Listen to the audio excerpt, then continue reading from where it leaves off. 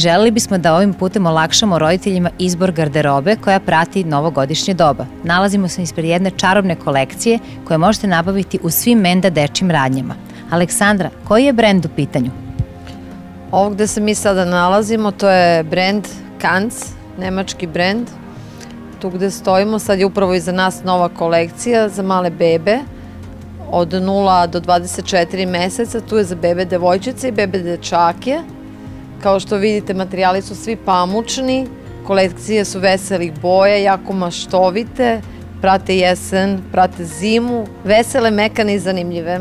Aleksandra, videli smo ovde i neku ćebat za bebe, vrlo interesantnih dezena koje smo čak i mi odrasli poželeli da imamo. Možeš nešto nam kažeš o tome? To su veoma zgodni mali ćebići kojima se bebe pokrivaju. S jedne strane su štepani, pamučni, a s druge strane plišani i jako meki, veoma prijatni za bebinu kožu. Mogu da se koriste i u krevecu, mogu da se koriste i u kolicima, čak i kad se beba nosi, znači zaista veoma pogodni.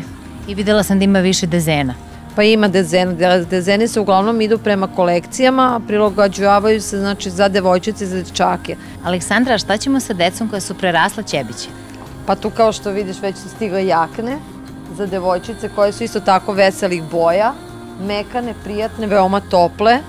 Znači spremamo se za ove hladne dane. Tu su stigle i džemperi za devojčice i dečake, body majice, duksevi, farmerke, pantalone. Vesele su isto, šarene, da svako dete poželi da ih ima. Za roditelje koji možda nisu znali, Kanz je veoma poznat brend, kvalitetan, nemački i toplo ga preporučujemo za ove nastupajuće dane.